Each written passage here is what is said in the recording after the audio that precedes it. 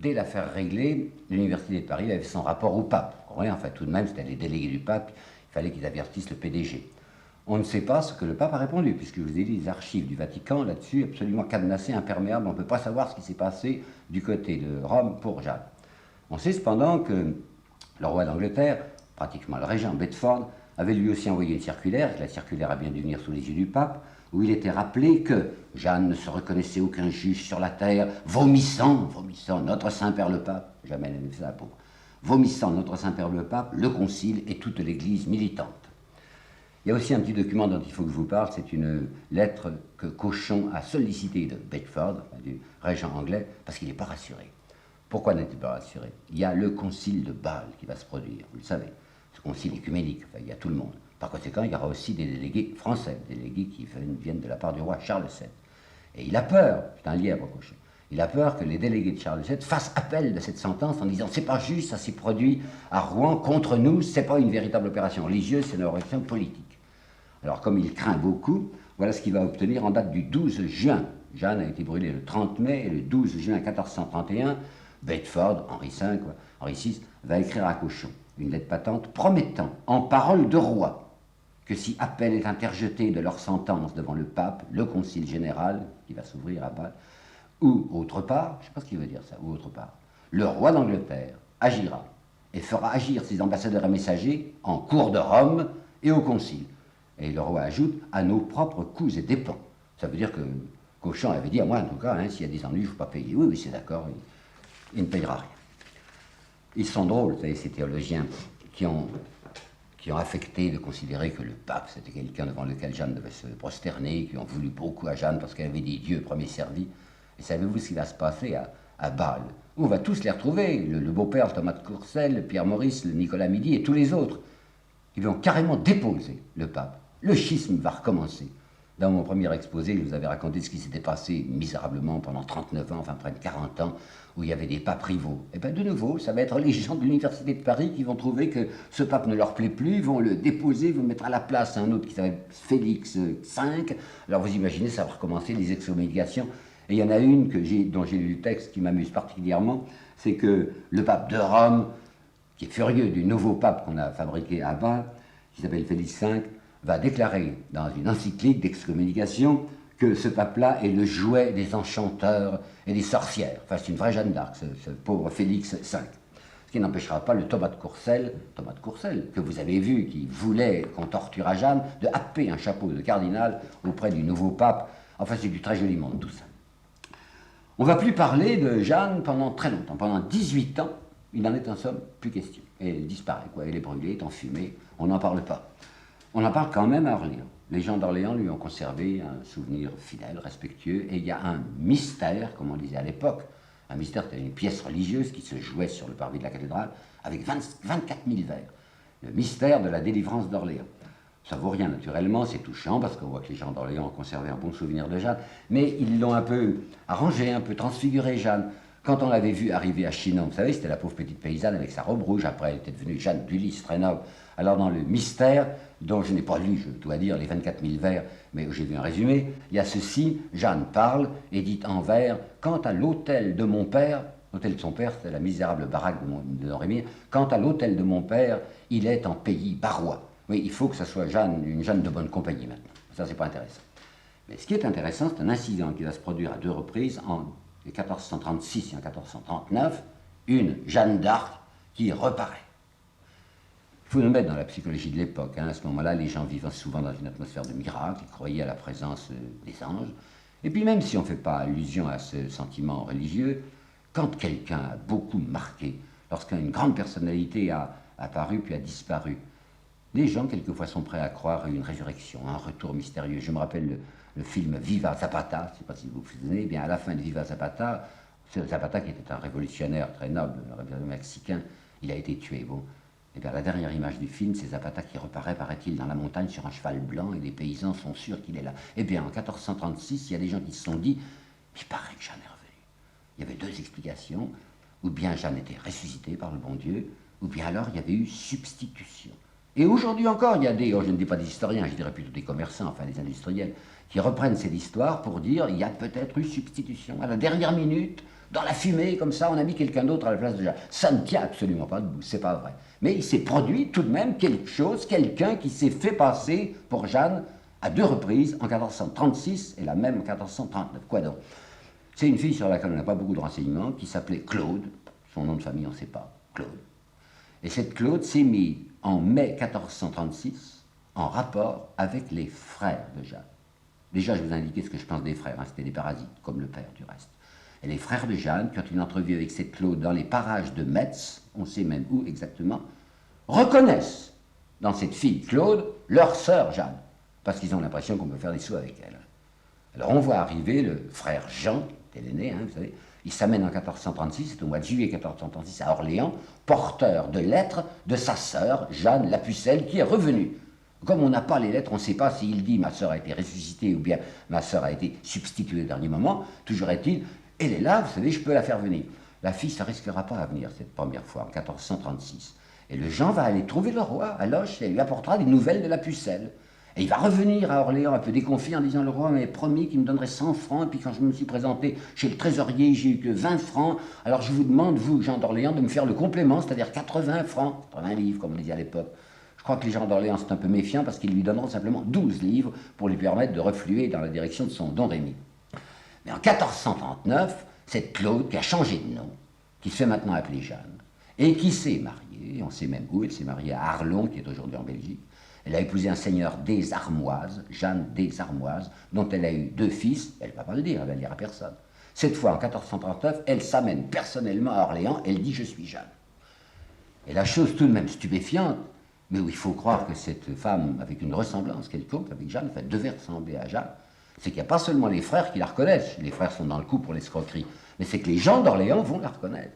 Et il n'y a pas tellement longtemps, quoi, il y a moins de 10 ans qu'on l'avait vue là.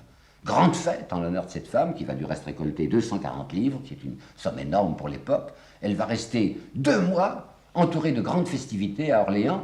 Et puis, le 4 septembre, alors qu'on avait préparé pour elle une nouvelle réception très grandiose, elle ne vient pas à la réception, elle disparaît, on ne sait pas où elle va. Il paraît qu'elle est allée devant Gilles de Rais, avec Gilles de Rais, qui cette année même, 1440, va avoir la tête coupée, avec pendu, je crois, oui.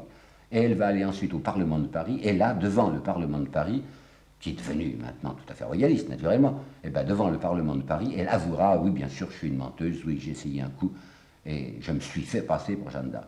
Alors si je vous raconte cette histoire, c'est pour vous montrer que les frères de Jeanne sont drôles de coco, et puis deuxièmement, c'est pour vous dire qu'aujourd'hui encore, enfin il y a quelques années, il y a des bouquins qui paraissent pour dire Jeanne a-t-elle été brûlée? Mais bien entendu, elle a été brûlée. L'histoire de Jeanne des Armoises, c'est l'histoire d'une imposture, c'est tout. Quant au roi, lui, il ne s'occupait absolument plus de Jeanne. Il avait simplement bénéficié de ce que Jeanne avait fait pour lui. C'est vrai que la reconquête a été lente, c'est vrai que jusqu'en 1456, il y aura encore des Anglais sur le sol français, mais c'est vrai aussi, comme je vous l'ai dit dans l'exposé numéro 3, je crois, c'est Jeanne qui a donné le déclic. Tout marchait bien pour les Anglais jusqu'au mois de mai 1429, et à partir de ce que Jeanne avait fait contre Orléans, la vapeur avait été, si vous voulez, retournée.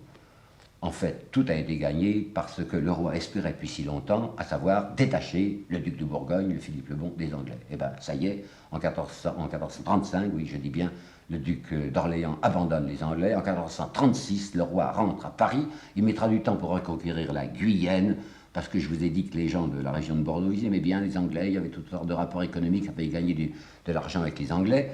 Il faudra même envoyer des renforts anglais considérables à ce moment-là. Et il y aura des renforts anglais considérables. Il y a Talbot, le vieux Talbot, contre lequel Jeanne s'était battue, enfin, si je puis dire, puisqu'elle était à l'arrière-garde. Elle s'était battue à Patay. Il a 82 ans. Il va venir à la tête d'une expédition britannique pour essayer de soutenir ses troupes, ces hommes là-bas. Rien à faire. En 1456, dernière bataille perdue par les Anglais. Charles VI, Charles V, Charles VII a reconquis en 1456 tout son territoire. C'était en 1449, exactement le 10 décembre 1449, qu'il avait fait sa rentrée à Rouen. À Rouen, c'était difficile de ne pas penser à Jeanne. Il est probable qu'il y a eu une démarche de la municipalité, enfin les échevins de Rouen auprès du roi. Pour lui dire quoi? Ben, c'est une tâche sur l'honneur de la ville de penser que c'est chez nous, hélas, chez nous, que l'admirable Jeanne d'Arc, qui avait tant aidé sa majesté, ait été brûlée. Puis le roi doit réfléchir lui-même, oui c'est vrai, c'est tout de même ennuyeux, mais sur l'hermine, l'immaculée hermine royale, c'en est fait une souillure que mon sacre, puisse être compromis par la présence d'une fille que l'Église officielle, l'Inquisition, a déclarée hérétique. Ça serait même bien d'obtenir un changement, enfin une réhabilitation, qu'on annule le casier judiciaire ecclésiastique qu'avait Jeanne. C'est une idée à retenir. Alors le 15 février 1450, le roi Charles VII va donner ordre à un certain Bouillé de commencer les opérations de réhabilitation. Qui c'est Bouillé? Eh bien c'est un recteur, c'est un ancien recteur de l'université de Paris, c'est un docteur en théologie. L'université de Paris, c'est elle, vous le savez, qui est la grande responsable de l'affaire Jeanne. Mais elle a changé maintenant l'université de Paris. Du moment que le roi de France est revenu roi de France, du moment qu'il a repris Paris à partir de 1436, l'université de Paris, elle est admirable. Lorsque le roi est arrivé, il est venu en 1437 à Paris. Et il a fait une adresse à Sa Majesté qui vous serre le cœur, vous savez. Toutes les joyeuses consolations que Dieu, dans sa grâce, nous a envoyées. Elle acclame la réduction soudaine et merveilleuse de votre bonne ville. Nous déclarons, disaient les universitaires de Paris, nous déclarons à plein nos bonnes loyautés et intentions, et après nos longues afflictions, la joie enfin qui est la nôtre de vous avoir retrouvé, Majesté. Nécessité, n'est-ce pas, disait-elle, de bien entretenir l'abolition générale. Ça veut dire l'abolition générale, l'amnistie. Parce que la politique du roi, politique intelligente d'ailleurs, c'est de promettre à tout le monde l'amnistie. Si vous vous ralliez, hein, j'efface, je passe l'éponge, je ne me rappelle plus ce que vous avez fait. Alors l'amnistie fait ses petits... L'université fait des petits jappements que vous savez, des jappements d'adoration pour le roi, mais ne manque pas de lui rappeler abolition générale. Hein, vous avez tout oublié. Elle a tellement tout oublié maintenant qu'en effet, elle va être toute prête, par la voix de son représentant Bouillé, à dire le contraire de ce qu'elle avait dit précédemment. Un Bouillé, il va s'y mettre, et il va s'y mettre avec une gentillesse extrême, ou plutôt, je trouve même avec une grande maladresse, parce qu'il va dire à tout le monde, dans ses rapports, dans ses indications, il va dire à tout le monde que c'est une affaire politique. En effet, voici ce qu'il déclare, Bouillé, met les pieds dans le plat. L'honneur du roi très chrétien veut que l'on n'ensevelisse pas dans le silence la sentence inique, scandaleuse, injurieuse à la cour royale qui a été fulminée par l'évêque de Beauvais, ennemi du roi, et notoirement dévoré du désir de le déshonorer. Quelle tâche, le mouillait, quelle tâche sur le trône royal, si, dans l'avenir, nos adversaires pouvaient redire que le roi de France a entretenu dans son armée une femme hérétique. Vous avez vu la nuance? Entretenu dans son armée. Il ne faut pas dire que Jeanne a été très importante, il ne faut pas dire que c'est Jeanne qui a délivré Orléans, il ne faut pas dire que c'est Jeanne qui a aidé aussi à la délivrance des 3 villes, Jargeau, Maing, Beaugency. Non, le roi l'avait simplement entretenu, il l'a payé comme les autres dans son armée. C'est pourquoi, continuait le Bouillé, c'est pourquoi la sérénissime majesté royale est tenue de faire resplendir l'innocence de cette pucelle. Ainsi seront désormais fermées les bouches des calomniateurs et une fidélité inviolable est assurée à la maison royale. Ah ben c'était net, hein? Pas du tout d'idée religieuse là-dedans, absolument une idée politique. Et ça je le souligne fortement devant vous, le procès de condamnation de Jeanne est un procès politique déguisé en affaire religieuse. Le procès de réhabilitation de Jeanne qui survient maintenant 25 ans après, c'est la même chose. C'est encore une affaire qui passera pour une affaire religieuse et qui est en fait et totalement une affaire politique. Alors le Bouillé s'y met. C'est le 4 mars 1450, le 4 mars 1450 qu'il commence à faire venir des témoins. Mais il faut regarder la liste de ces témoins. C'est les lampistes qu'il prend. Cochon, par bonheur, Cochon il est mort. Alors on ne peut plus mettre dans le coup, il est mort. Mais il y avait des quantités de personnages considérables qui étaient encore vivants et qui étaient responsables de la mort de Jeanne. Eh bien on va s'adresser à ce qui ne compte pas, aux tout petits. On va faire venir par exemple l'huissier, qui s'appelait Jean Massieu, c'était un ecclésiastique, mais c'était un huissier. On va faire venir le notaire, comme on l'appelait notaire, c'est-à-dire le scribe, Guillaume Manchon, celui qui prenait les réponses de Jeanne. On va faire venir 3 petits moinillons, c'est vrai que maintenant ils sont un peu plus âgés, qui avaient vu Jeanne jusqu'au dernier moment, qui l'avaient accompagnée au bûcher. Il y en avait un qui s'appelait Isambard, l'autre qui s'appelait l'Advenu, et le troisième, c'est pas sa faute, il s'appelait Tout Mouillé.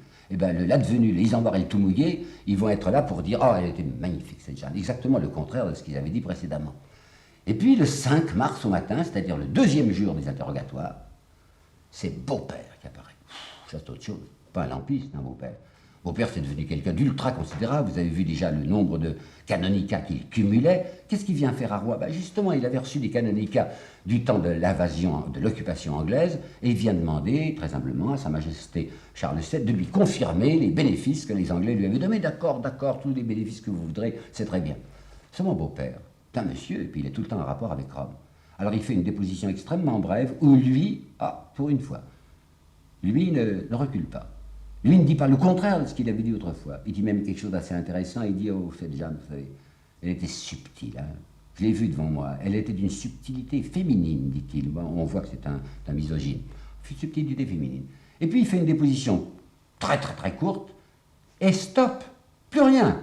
La fameuse enquête Bouillet, qui devait se développer largement pour aboutir à la réhabilitation de Jeanne, elle a commencé le 4 mars, et le 5 mars, elle est terminée. Plus rien, on n'en parle plus. Pourquoi? Parce que Beaupère, qui est un grand personnage, a dit, enfin, vous vous rendez pas compte, c'est une histoire très terrible que vous faites, il y a des cactus là-dedans. Le pape y est engagé. Un jugement de l'Inquisition, il est sans appel. On n'a jamais vu l'Inquisition revenir sur un jugement qu'elle avait prononcé. Et vous demandez au pape de faire quelque chose qui est absolument un viol des canons. Les canons de l'Église ne permettent pas de revenir sur une sentence ecclésiastique. Il n'y a rien à faire. Si vous exigez ça, si vous tentez d'exiger ça du pape, le pape va être dans une situation terrible, parce qu'il est capable de se faire déposer, vous savez. Bon, on l'a vu déjà, la déposition de 1439, quand l'université de Paris s'était déchaînée contre lui et avait substitué à ce malheureux pape un autre pape privable qui s'appelait Félix V, lequel était déclaré jouer des sorcières, comme je vous l'ai dit. Vous allez mettre le pape actuel dans une situation invraisemblable. Il est vrai que le roi a réfléchi et se dit, oui, mais ce nouveau pape qui s'appelle Nicolas V, je lui ai rendu un grand service. Le pape précédent, qui s'appelait Eugène IV, vous ne pouvez rien lui demander. Parce que le roi de France, en 1438, avait fait un sale coup au pape. En 1438, le roi de France, Charles VII, avait pris ce que les historiens appellent la pragmatique sanction. Ça veut dire une décision unilatérale. Et une décision qui concernait ces affaires perpétuellement en cause entre Rome et la France, comme entre Rome et les autres souverains, à savoir la répartition des bénéfices et la nomination des évêques. Eh bien, faisant un coup de force, le roi de France, Charles VII, en 1438, avait décidé, c'est moi qui attribuerai la plupart des gros bénéfices, c'est moi qui nommerai les évêques. C'est un coup très dur pour le pape, enfin, il lui arrachait la noce de la bouche. C'est un peu ce que fera d'ailleurs plus tard Napoléon Bonaparte, qui ne s'appelait à ce moment-là que Bonaparte, au moment de son concordat, lorsqu'il ajoutera au concordat ce que l'histoire appelle les articles organiques, et que le malheureux pape, qui s'appelait à ce moment-là Pie VII, sera bien obligé d'avaler. Alors l'Eugène IV avait été complètement furieux contre le roi de France. Le nouveau, qui s'appelle Nicolas V, sachant, on lui a rendu service. L'antipape, le Félix V dont je vous ai parlé, il avait tout de même duré 10 ans. Mais cette année même, 1449, c'est en 1449 qu'elle commence, cette année même, 1449, le roi de France, Charles VII, était intervenu auprès de ce Félix V pour lui demander d'abdiquer. Qui est-ce qu'il lui avait envoyé même? C'est amusant. Il lui avait envoyé Dunois, le compagnon de Jeanne. C'est Dunois qui, se rendant à Lausanne, c'était un Savoyard, le Félix V, qui, se rendant à Lausanne, avait persuadé Félix V de se retirer. C'était une énorme épine qu'on retirait du pied du pape. Alors, comme la France y avait beaucoup participé, le roi Charles VII se disait, il me doit quelque chose, le Nicolas V, je lui demande la réhabilitation de Jeanne, il va peut-être marcher. Mais il ne se rend pas compte qu'il y a les canons de l'Église. Et c'est justement ce que lui fait remarquer Beaupère. Attention, attention, permettez, le pape ne peut pas faire ça. Alors on n'en parle plus. Pendant plus d'un an, plus question de la réhabilitation de Jeanne. Et voilà que ça va reprendre à la fin de l'année 1451. Par quel moyen?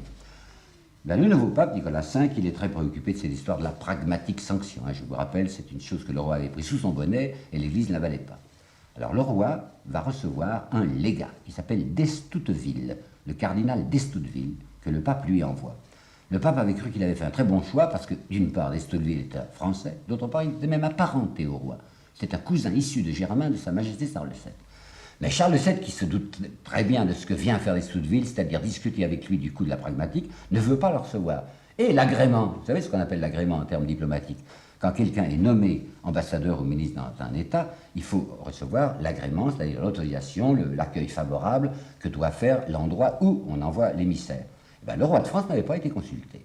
Et quand il apprend que le pape lui envoie le cardinal d'Estouteville, il dit « Ah, mais c'est pas du convenable, ça je ne veux pas ». D'Estouteville est dans tous les états, quoi. Le roi lui ferme sa porte, le roi ne veut pas le recevoir. Il lui écrit une lettre déchirante où il parle de sa totale confusion et désespération parce que Sa Majesté ne veut pas le recevoir. Le roi va finir par céder et en décembre 1451, il fait savoir à ce légat d'Estouteville qu'il va le recevoir. Il l'a fait moisir, quoi. Il l'a fait mijoter parce qu'il a son idée derrière la tête qui est très claire. Bon, monnaie d'échange, hein. Je vais accepter quelques petites modifications, pas grand-chose, à la pragmatique sanction, mais en échange, justement, je demanderai au pape Nicolas V de reprendre cette question qui me tient à cœur de la réhabilitation de Jeanne d'Arc. Alors voilà le malheureux d'Estouteville qui est en proie au même drame que Bouillet. Comment est-ce qu'on va faire quelque chose qui est un viol des canons de l'Église? Et il lui paraît qu'il n'y a qu'une seule solution, c'est de mettre l'Inquisition dans le coup. Mais est-ce que l'Inquisition va marcher? Ah, vous savez, l'Inquisition, Maintenant que le roi de France a gagné la partie, l'Inquisition en France, elle est très gentille. Et celui qui a succédé à ce Jean Graveran, inquisiteur de la perversité hérétique au moment de 1431, c'est un nommé Jean Bréal. Et ce Jean Bréal, il est extrêmement compréhensif, d'autant plus que le roi va le payer assez grassement. Et le Jean Bréal, inquisiteur général sur la France, dit oui, oui, oui, on va s'arranger. Et on a une lettre de Jean Bréal qui est misérable parce qu'elle est exactement dans le ton de Bouillet, où il avoue, tranquillement, enfin cyniquement, où il avoue que c'est une aberration politique. Mais ça vaut la peine que je vous la lise, cette lettre. Elle est du 31 décembre 1452. Le roi estime que son honneur, hein, c'est clair, le roi estime que son honneur, pas celui de Jeanne, que son honneur a été très gravement atteint par ses ennemis anglais dans le jugement qu'ils ont prononcé contre une certaine simple pucelle et vierge, vous vous rappelez, hein, simple pucelle et vierge, et qui la brûlèrent méchamment. Le mot est dans le texte, c'est charmant. D'abord, c'est pas l'Inquisition, hein, c'est les Anglais, qui la brûlèrent méchamment pour déshonorer le roi. Aussi, Sa Majesté désire-t-elle extrêmement, ça veut dire c'est un ordre, désire-t-elle extrêmement faire éclater ce qu'il en est en vérité de cette sentence. À cette fin, elle, la Majesté, m'a commis et enjoint, ben, il ne cache pas qu'il est en service commandé, hein, elle m'a commis et enjoint, moi, humble inquisiteur en ce royaume, de tout faire pour rétablir la vérité. Puis la fin vaut vraiment ce pesant d'or. C'est à quoi je m'emploie, et ce qualité ayant été choisie comme telle, afin qu'il apparaisse clairement que tout esprit de parti est exclu de cette affaire. C'est magnifique. Dans la même lettre, au début, il dit il s'agit d'une affaire politique, hein, c'est le roi qui considère que son honneur a été entaché, mais comme c'est moi, inquisiteur, qui m'en occupe, je suis là en qualité d'inquisiteur pour montrer qu'il n'y a aucun esprit de parti dans cette affaire et que c'est absolument une histoire religieuse. Il s'avançait beaucoup, le Bréal, de faire une chose pareille, mais je sais bien ce qu'il voulait faire. Bréal voulait essayer de faire annuler le jugement, comment dirais-je, par la bande, sur les bords, par le biais. C'est-à-dire, on ne regardera pas ce qu'il y a dans le jugement, mais on dira les conditions n'étaient pas remplies. La procédure canonique avait été violée. Elle avait été violée 2 fois. Premièrement, parce que Cauchon aurait dû exiger que Jeanne, qui était prisonnière de l'Inquisition, fût dans une prison d'église. Or, elle n'était pas dans une prison d'église. Et d'autre part, il n'était qu'avec de Beauvais, et c'est à Rouen que l'opération a été faite. Je sais bien qu'il a obtenu, comme on disait à ce moment-là, le pouvoir de territorialité, mais il l'a obtenu d'une manière abusive. Cauchon n'était pas qualifié, canoniquement, il n'était pas qualifié pour faire le procès de Jeanne. En somme, on essaye de détruire le procès sans parler de la chose elle-même. Le roi ne marche pas. Il dit non, je ne veux pas qu'on détruise le procès en disant que le procès est malvenu, qu'il est non avenu. Je veux que l'Église, je veux que Rome dise Jeanne était une catholique parfaite, une catholique à part entière. Terrible, très difficile. D'Estouteville avait recommencé ses enquêtes, il avait recommencé à faire venir des gens, mais ça va tout de même beaucoup durer parce que le pape ne veut pas marcher. Il s'est dit je vais me mettre dans un cas terrible. Alors c'est le Bréal qui n'est pas bête, c'est le Bréal qui a trouvé le coup, qui a trouvé le joint. Bréal, chef de l'Inquisition, va dire il ne faut pas qu'on puisse dire que le pape cède à une pression politique. Il ne faut pas que le roi de France apparaisse visuellement dans l'histoire. Alors on pense à la sainte famille de Jeanne. Il n'y a plus de père, mais il y a des frères, et il y a surtout la pauvre vieille mère. Pauvre vieille mère, personne ne s'en est occupé de la vieille mère. Hein. Elle est encore vivante, elle est à Orléans, elle est entretenue par la municipalité d'Orléans à 48 sous par mois. 48 sous par mois, hein, pas même une livre par mois. Elle est entretenue misérablement. C'est probablement une pauvre femme qui a plus ou moins perdu la tête. Enfin, c'est... Bon, ben on va dire, l'Église est bouleversée par la souffrance qu'éprouve depuis des années cette mère si chrétienne, quand elle voit qu'elle a une fille qui était elle-même une fille si chrétienne et qui a été déclarée par erreur hérétique. L'Église ne peut pas rester insensible à la douleur de cette veuve, c'est ce que va dire le nouveau pape. Alors comme ça, on ne parle absolument pas du roi, on ne dit pas le roi de France exige cette réhabilitation, on dit le cœur de l'Église, ému de la détresse de cette vieille femme et de cette mère éplorée, de cette mère en larmes, l'Église elle-même va décider que le procès de Jeanne a été mal conduit et que Jeanne était irréprochable. Alors comme ça va aller. J'ajoute qu'il y a un nouveau pape, maintenant encore, ça change tout le temps, vous savez, qui s'appelle Calixte III, celui-là, et ce Calixte III, c'est un Borgia. C'est un nom qui indique pas mal de choses. Vous savez, un Borgia, c'est un pape qui a les pieds sur terre, enfin un réaliste. Alors le pape Borgia est tout à fait d'accord, il faut faire plaisir au roi de France. Le roi de France a tout gagné en ce moment, il est tout puissant, les Anglais comptent plus. D'autre part, même le roi d'Angleterre est en train de devenir fou. Qui c'était le roi d'Angleterre? C'est Henri VI. Ça veut dire Henri VI, ça veut dire le petit-fils de Charles VI. Ben, Charles VI était fou, ben, le petit-fils va devenir fou lui aussi. C'est l'histoire pour les Anglais. Alors on peut y aller.